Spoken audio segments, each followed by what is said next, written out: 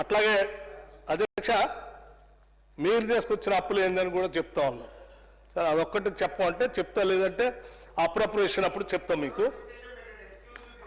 Yes డెఫినెట్గా తప్పనిసరిగా అధ్యక్ష. నేను చిన్న ఎగ్జాంపుల్ చెప్పి ముగిస్తాను. నాకు అధ్యక్ష అవుట్ స్టాండింగ్ డెట్ వారు 3 నెలలది మా దాంట్లో కలిపారు, 3 నెలలది మా దాంట్లో కలిపారంటే అది తగ్గించి 6,69,257 కోట్లు outstanding debt 1/12/2023. Amount raise అది కూడా చెప్తాను. Amount raise from 1/12/2023 to 28/2/2025 1,58,041 crores. Total outstanding debt should have been 28/2/2025 1+2 రెండు కలిపితే మీరు చెప్పిన లెక్క ప్రకారం 8,27,298 కోట్లు ఉండాలి. కానీ మేము ప్రిన్సిపల్ అమౌంట్ పెయిడ్ 88,591, అట్లాగే ఇంట్రెస్ట్ పే చేసినటువంటి అమౌంట్ కూడా చూస్తే అధ్యక్ష 64,768 కోట్లు.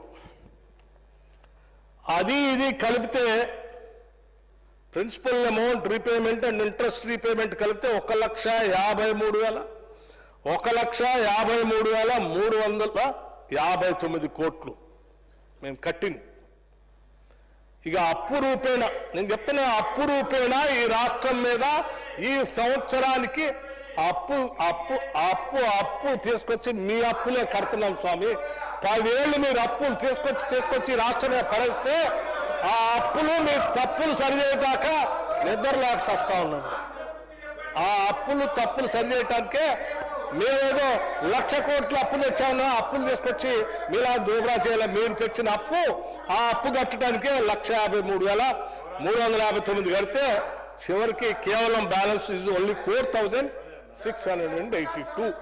ఈ సంవత్సరానికి ఈ రాష్ట్ర ప్రభుత్వం ఈ ప్రభుత్వ అవసరాల కోసం వాడుకున్నది అప్పుల నుంచి కేవలం 4,682 కోట్లు మాత్రమే.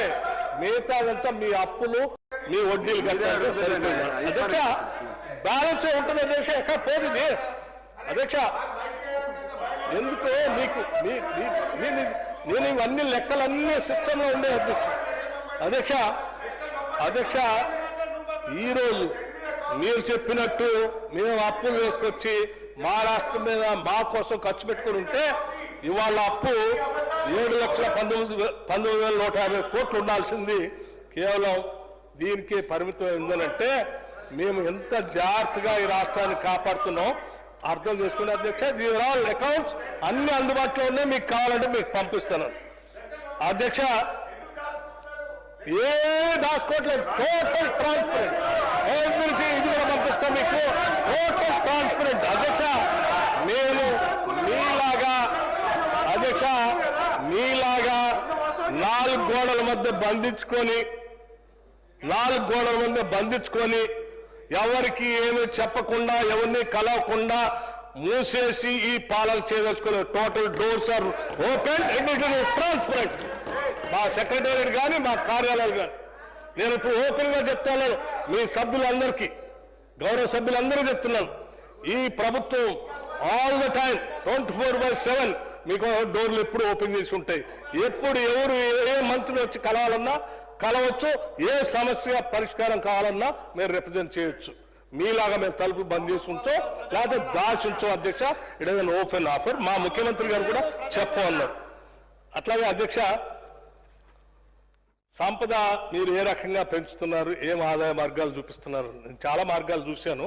శాంపిల్గా ఒక చిన్న చెప్పదలుచుకున్నాను, ఎందుకంటే ఇప్పటికే 8:30 అవుతా ఉంది. ఒకటే మనందరికి తెలిసింది శాండ్ అధ్యక్ష. ఇసుక